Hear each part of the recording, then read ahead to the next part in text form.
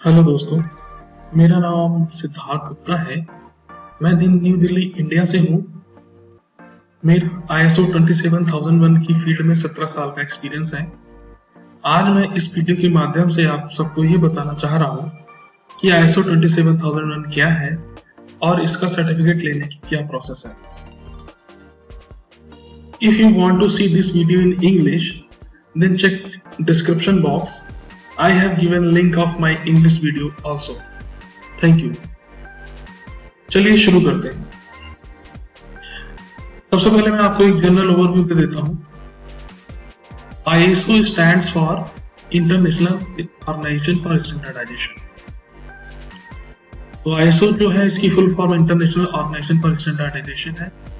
Head office ISO का Switzerland Geneva में है। यहाँ पे ये जानने वाली बात है कि ISO जो है एक संस्था है जिसका काम ISO के स्टैंडर्ड बनाना है और इनको है ISO 27001 स्टैंडर्ड जो है वो डेटा सिक्योरिटी का स्टैंडर्ड है।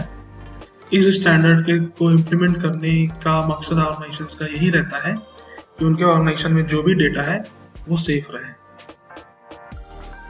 जब हम ISO 27001 को इम्प्लीमेंट करते हैं तो मैं कुछ एग्जांपल देना चाहता हूँ कि किस तरह की प्रोसेसेस हम इम्प्लीमेंट करते हैं। मेनली प्रोसेसेस होती हैं risk management, process management, access management, managing network access control, controlling remote user access, monitoring third party services. तो ये कुछ प्रोसेसेस हैं जो हम ISO 27001 के थ्रू इम्प्लीमेंट करते हैं। एग्जाम्पल्स हैं। तो ISO 27001 आपके ऑर्गेनाइजेशन में इम्प्लीमेंट हो जाता है तो इसका बेनिफिट ये होता है कि भाई कस्टमर पॉइंट ऑफ व्यू से तो बेनिफिट होता ही है कि हम अपने कस्टमर को कॉन्फिडेंस में ले लेते हैं कि आपका जो डेटा हमारे ऑर्गेनाइजेशन में आया है या आपने भेजा है या किसी भी तरह का कस्टमर का डेटा है वो सुरक्षित है।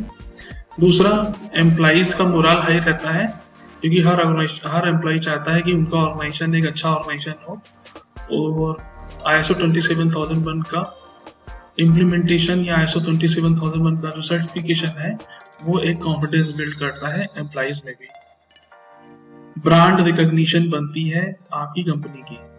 लेस कंपटीशन, अगर आप ISO 27001 सर्टिफाइड हैं तो कहीं ना कहीं जिनके पास ISO 27001 सर्टिफिकेशन नहीं है आपकी फील्ड में, उनसे आपको कंपटीशन नहीं मिलता है। इस तरह से आपका कंपटीशन कम हो जाता है। सेल्स इंक्रीज होती है कहीं ना कहीं जब आप कस्टमर का डेटा सुरक्षित रख रहे हैं तो कस्टमर को कॉन्फिडेंस बढ़ता है, वो आपको ज्यादा कस्टमर आपको प्रायोरिटी देते हैं काम देने में, वर्क देने में। मोर प्रॉफिट्स, ज्यादा कस्टमर होंगे तो ज्यादा रेवेन्यू होगा, ज्यादा रेवेन्यू जनरेट होगा तो कहीं ना कहीं ज्यादा प्रॉफिट होगा। मेनली जो ISO 27001 है वो एप्लीकेबल है IT इंडस्ट्री के लिए, बैंकिंग के लिए और हेल्थ और BPO इंडस्ट्रीज के लिए। तो मोस्टली इस टाइप की इंडस्ट्रीज ही ज्यादा सर्टिफिकेशन लेती हैं। इसके अलावा भी अदर इंडस्ट्रीज के लिए एप्लीकेबल है। सर्टिफिकेट ISO का लेने के लिए आपको किसी ISO सर्टिफिकेशन बॉडी से कांटेक्ट करना पड़ता है। इंडिया में बहुत सारी ISO सर्टिफिकेशन बॉडीज हैं। यहाँ पर ये ध्यान देने वाली बात है कि आप ISO सर्टिफिकेशन बॉडीज में उन्हीं से कांटेक्ट करें जिनका कहीं ना कहीं से एक्रेडिटेशन हो, जैसे कि UAF, IAS, जैसेंच और इस तरह के और भी एक्रेडिटेशन बोर्ड है। ISO का जो सर्टिफिकेट है वो 3 साल के लिए वैलिड रहता है। फर्स्ट ईयर जो सर्टिफिकेट आपको फर्स्ट ईयर सर्टिफिकेट मिलता है और सेकेंड और थर्ड ईयर भी जो है आपको सर्टिफिकेट कंटिन्यू करने के लिए अपने ऑर्गेनाइजेशन में ऑडिट कराना पड़ता है। तो 3 ऑडिट होते हैं 3 साल में। First year initial audit, second year surveillance audit और थर्ड ईयर भी सर्विलेंस ऑडिट। और फोर्थ ईयर आपका सर्टिफिकेट एक्सपायर हो जाता है, उसके बाद आपको जो है रिसर्टिफिकेशन करवाना पड़ता है। सर्टिफिकेशन के स्टेप्स क्या हैं? सबसे पहले आपको ISO 27001 की अवेयरनेस की ट्रेनिंग अपने ऑर्गेनाइजेशन में करवानी पड़ती है। उसके बाद आपको रिस्क असेसमेंट करना पड़ता है। इसके लिए आप एक कंसल्टेंट की हेल्प ले सकते हैं ट्रेनिंग के लिए भी, यानी ISO 27001 इम्प्लीमेंटेशन के लिए आप किसी कंसल्टेंट की हेल्प ले सकते हैं। तो ISO 27001 का रिस्क असेसमेंट हो जाता है। रिस्क असेसमेंट भी जानने की कोशिश करते हैं कि ऐसे क्या क्या रिस्क हैं जिनकी वजह से हमारे ऑर्गेनाइजेशन का डेटा लॉस हो सकता है, चोरी हो सकता है या किसी भी तरह का डेटा में अल्टरिंग हो सकती है, मतलब डेटा से रिलेटेड नुकसान हो सकता है। फिर हमें एक स्टेटमेंट ऑफ एप्लीकेबिलिटी बनाते हैं। 27,001 का ये बहुत ही मैंडेटरी डॉक्यूमेंट है, तो इसको बनाते हैं। इसके थ्रू हम ये जानने का प्रयास करते हैं कि आईएसओ के जो 114 कंट्रोल आईएसओ 27001 में डिफाइन है, उनमें कौन कौन से हमारे लिए एप्लीकेबल हैं। इसके बाद बात आती है कि जो गैप्स हैं हमारे ऑर्गेनाइजेशन में एज पर रिस्क असेसमेंट और स्टेटमेंट ऑफ एप्लीकेबिलिटी, उसके लिए हम प्रोसेस बनाते हैं। प्रोसेस बन जाने के बाद हम प्रोसेस की ट्रेनिंग देते हैं। प्रोसेस ट्रेनिंग के बाद हम उन प्रोसेसेस का इम्प्लीमेंटेशन कराते हैं। उसके बाद हम अपने ऑर्गेनाइजेशन में एक इंटरनल ऑडिट ट्रेनिंग प्रोग्राम करते हैं। उसके बाद इंटरनल क्वालिटी ऑडिट करते हैं। तो ये यहाँ तक जो काम है इंटरनल क्वालिटी ऑडिट, यहाँ तक सारा काम कंसल्टेंट का होता है।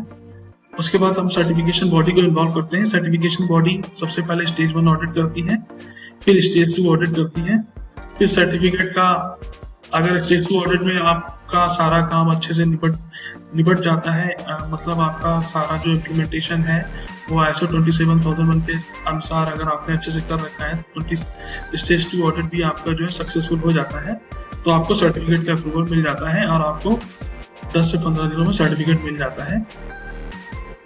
फिर आपका 1 साल के बाद सर्वेलेंस ऑडिट होता है और दूसरे साल 2 साल पूरा होने के बाद आपका फिर से सर्वेलेंस ऑडिट होता है।